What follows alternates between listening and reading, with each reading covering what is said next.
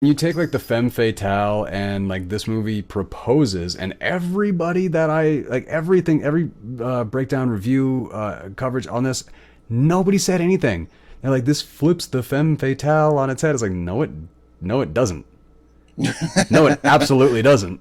This is The a only thing it this flips on is its head is quite that possibly the the best femme mark that fatale she's I've ever screwing seen. over is another chick. Yeah, and like that's what you would need to see a sequel to even find out what the fuck.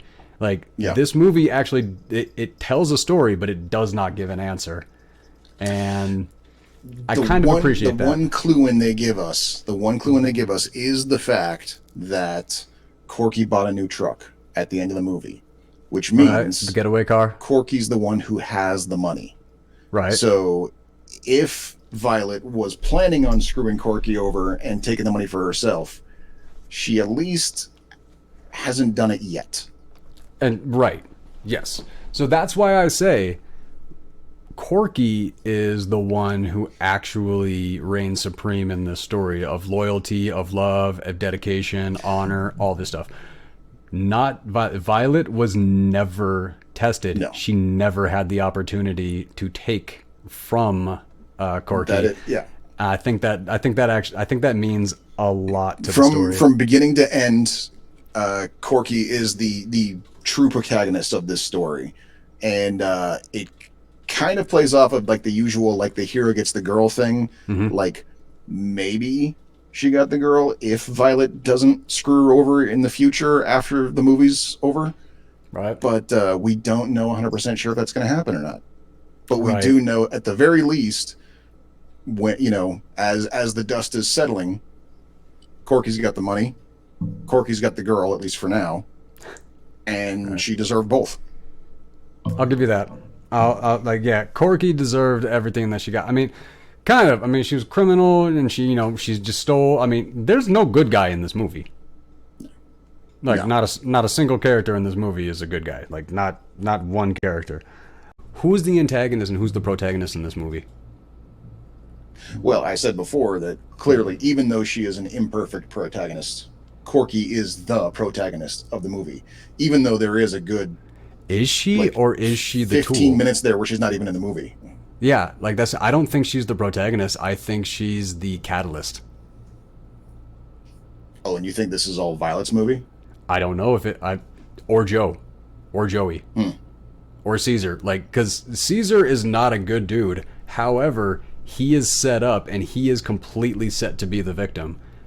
Even though he is not a good dude, I'm not so sure that he's the antagonist. I think this is like a movie where you're sympathetic to the antagonist. Interesting. I think you might be onto something there. Like I said, like that's why I was going to leave that for the conclusion. I didn't want you to be thinking about that while I was talking. Okay. Okay. Yeah, Caesar being a pro, the earlier call, when they're busted, hearing it through the wall. Caesar's reaction when he sees her and he's like, "You?" And like he actually has that like the pure shock and everything that's like washing over him. I felt everything that he was thinking and feeling. Again, Joey Pants. Good side. So one thing I did like is Vi offers Caesar a way out and holds the moral high ground for a minute, but only for a minute, because the second, like, because she's going like, you did this, everything like that. This was bullshit. All this, like, you rent women, like you rent this apartment, like all that shit. She was like, I don't know their fucking situation, but as far as I knew, she had the moral high ground. Then Caesar is completely correct, though.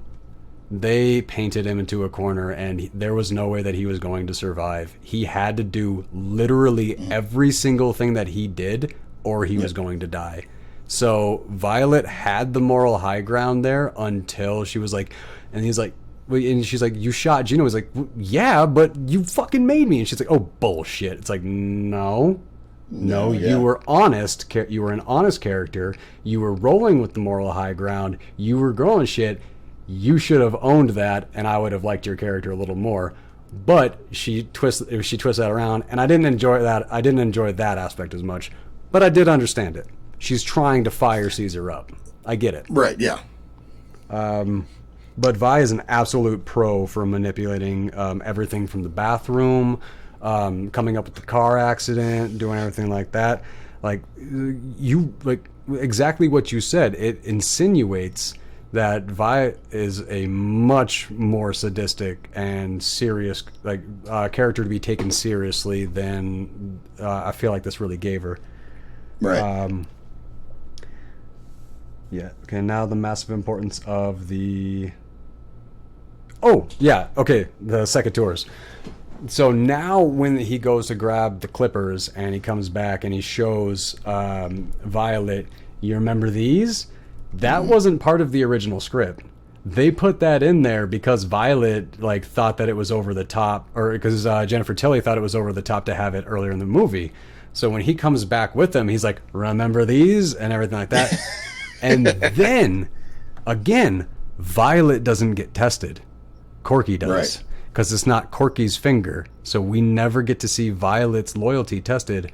We see Corky's loyalty tested, and Corky doesn't even let a finger get cut. She immediately gives it up. So, like I said, I was going to save it for the end, but I didn't.